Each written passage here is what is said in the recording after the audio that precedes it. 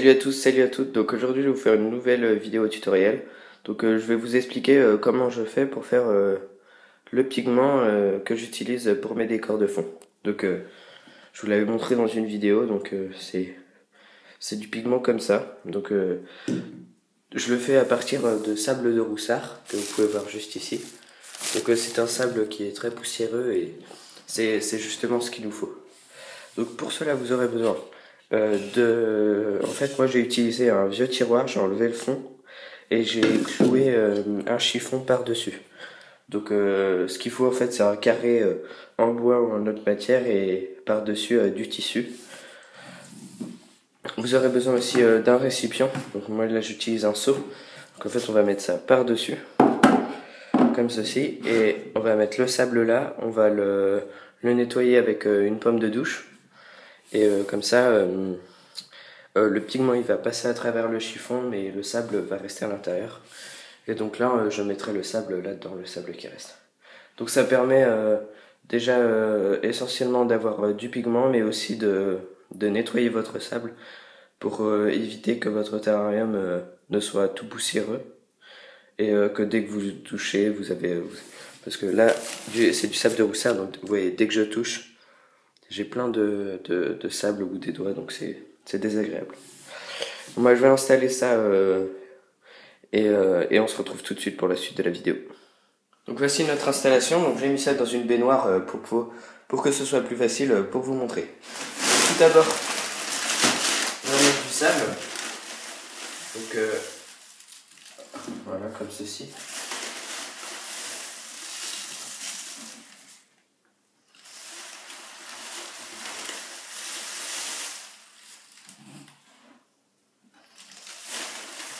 Donc 3 ou 4 poignées, enfin ça dépend de la taille de votre tamis.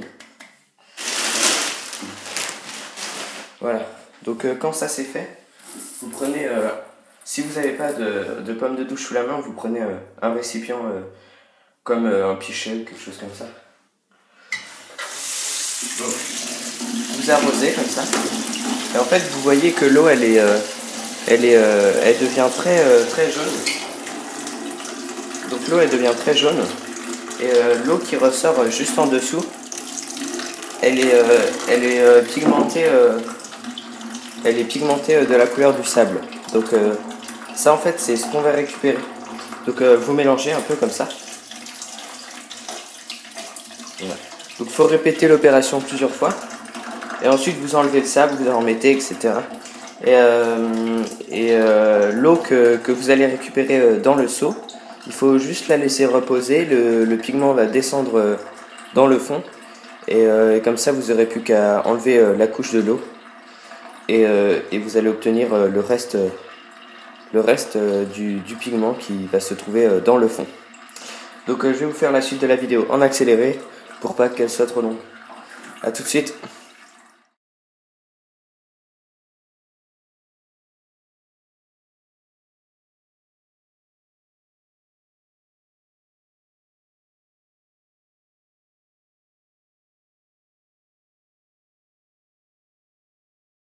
Voilà, donc comme vous pouvez le voir, en 2 lavages, on a déjà obtenu une eau très colorée. Donc quand cette préparation va avoir un peu décanté, enfin c'est faire ce principe-là, la couche de l'eau elle va être très claire au-dessus et foncée en bas. Donc ce qu'on va faire, c'est qu'on va vider. Donc là, je vais attendre une demi-heure, le temps que les particules les plus lourdes puissent redescendre. Et ensuite, je vais vider la moitié du récipient et comme ça, je vais pouvoir continuer avec une nouvelle fois le tamis pour obtenir plus de pigment. Bah, voilà, je vais attendre et je vais vous montrer le résultat de la décantation. Donc voilà le seau après. Donc j'ai laissé à peu près 2 heures. Bon, je pense que c'est assez suffisant pour que la plupart des particules puissent redescendre dans le fond. Donc je vais essayer de vous montrer. Donc là, comme vous pouvez le voir, l'eau qui sort du seau, elle est assez claire.